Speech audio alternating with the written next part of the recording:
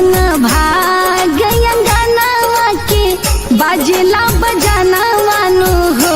ललना जौना कोखी बेटी जन्म लिऊ कोख होला पावन हो ललना जौना कोखी बेटी जन्म लिऊ कोख होला पावन हो।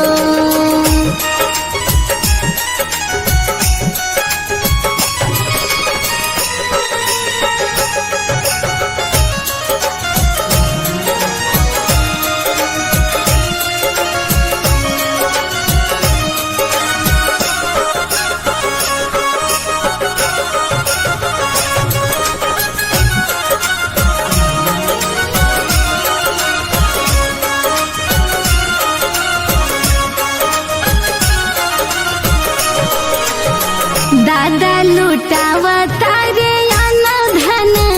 दादी रुपैया नो हो दादा लुटावा तारे आना धन दादी रुपैया नो हो ललना देखी देखी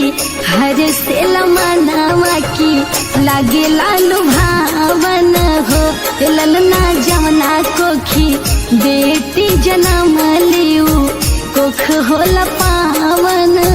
हो।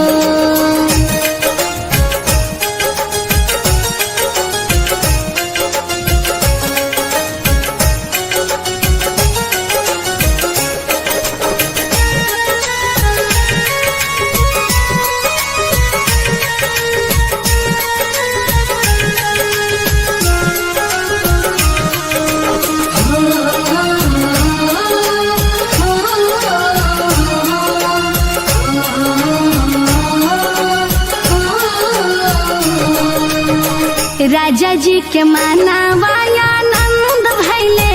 ननदी बधाई गावे हो राजा जी के माना वाया नंद भैले ननदी बधाई गावे हो ललना कूदी कूदी नाचले देवारा बात देखी के सुहावन लागे हो ललना जौना कोखी धियावा जन्म लिऊ कोख होला पावन हो।